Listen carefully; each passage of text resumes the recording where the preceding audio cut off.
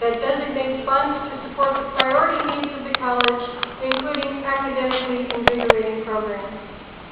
With impeccable standards, Dr. SARA has left a legacy of excellence for our college and continues to inspire us to raise the bar for the future.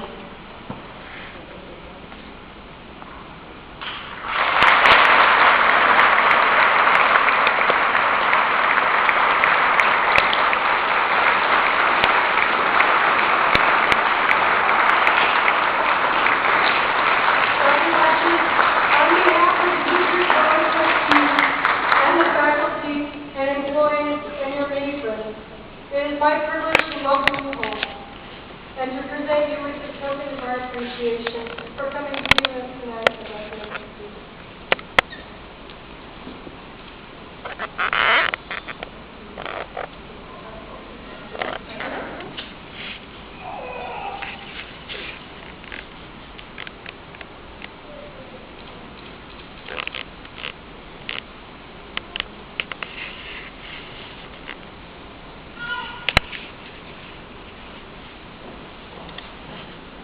Thank you, Dr. Crowsfeld. It's so good to be back at the college I love. I'll probably cheer up. The faculty that remembers me knows how emotional I get about that meeting.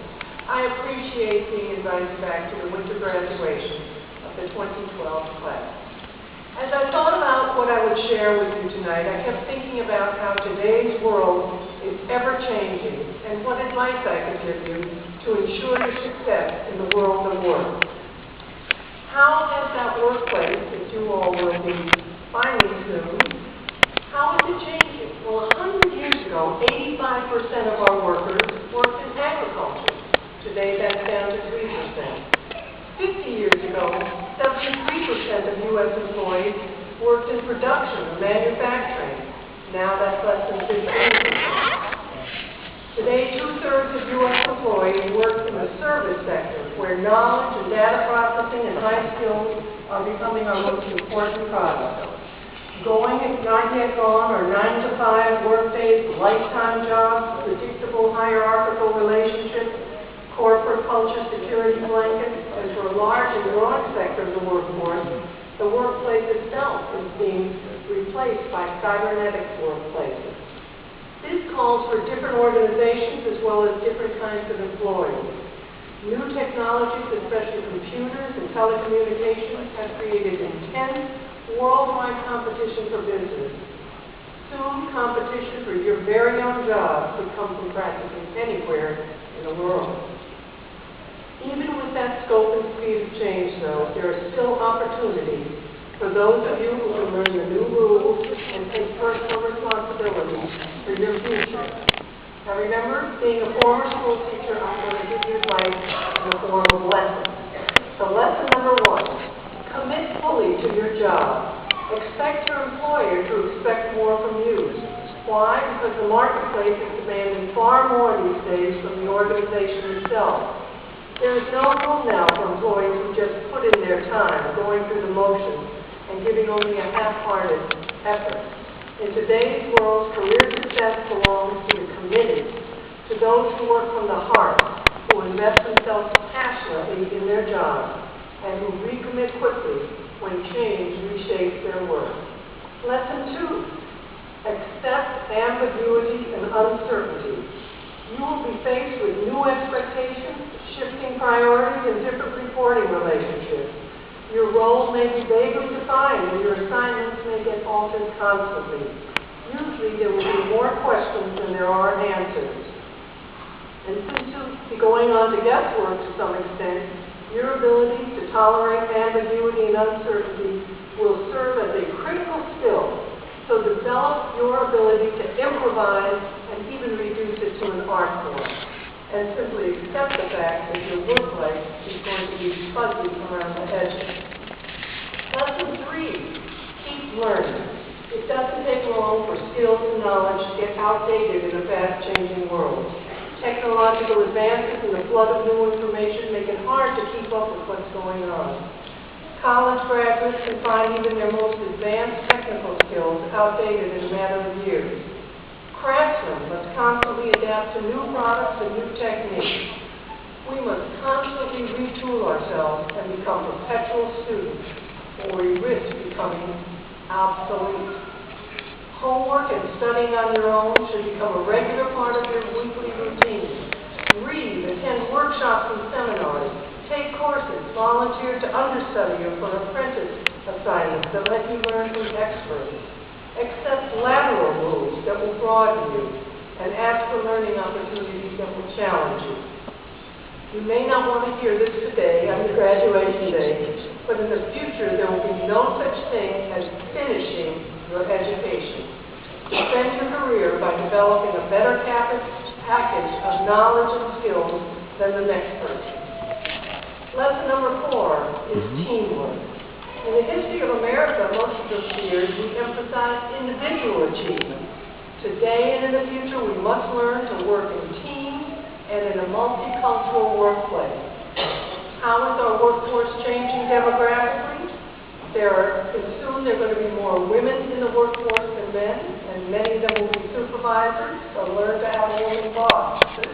There will be more foreign-born, more diversity of age. In fact, 10% of the workforce soon will be over the age of 60. And there will be more diversity of ethnicity and religion. The economy of the U.S. and this region will not prosper and grow if we as a community fail to teach our youth how to learn, play, and work with people who have a different heritage, different belief system, and different ethnicity. But that's an advantage that you at SES have because you attended this college. Your fellow classmates and teachers were racially and ethnically diverse. You had group study assignments where you collaborated with precocious 17-year-olds as well as 40, 50, and 60-year-old adults that were returning to college for personal growth reasons or to find a new career. Lesson 5, be a fixer, not a finger pointer. Problems are the natural offspring of change, so you'll see plenty of them in the years to come. Organizations need people who can take care of the problem, not merely point them out. And too many employees get this confused. They think that complaining is the front to that.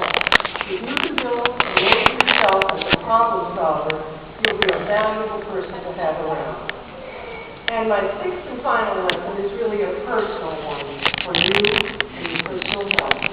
Is to give back to the community and leave a legacy. Since I now work for a charitable foundation, I have become more aware of the power of leaving a legacy of your time, your talent, or your presence.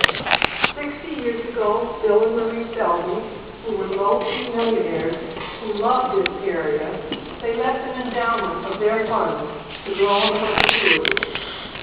Over the years, those funds grew in value, enabling the foundation to give grants of over $120 million to a variety of causes, social services, education, the arts, libraries, public parks, and more.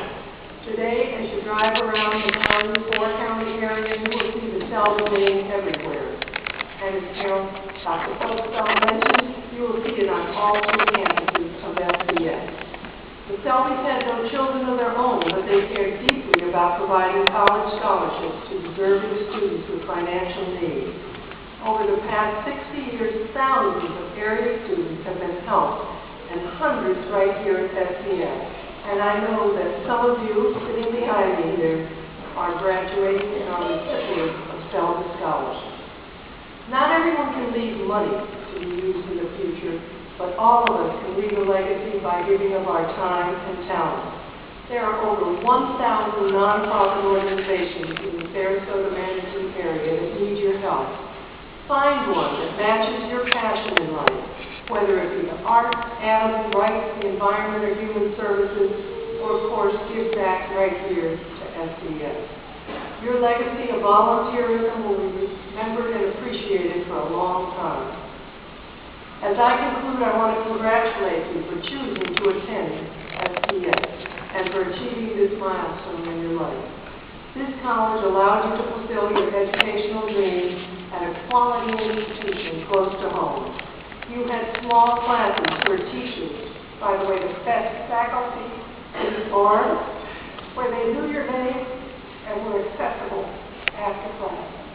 This college has an excellent reputation in guaranteeing that you graduates who transfer to other universities will be successful there, and those of you going into immediately into careers will find a job in your chosen field.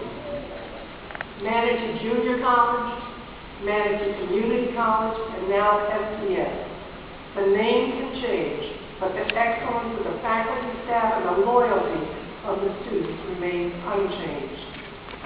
It was an honor to serve as your president in the past. You have my commitment.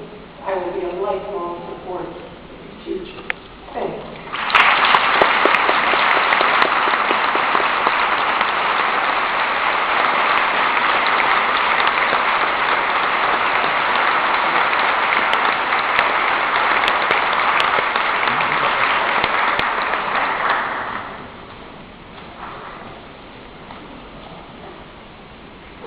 Thank you, Dr. Pappas, for continuing unequivocally to provide the wind beneath our wings so that we as an institution can continue to soar to new heights of success. Welcome home.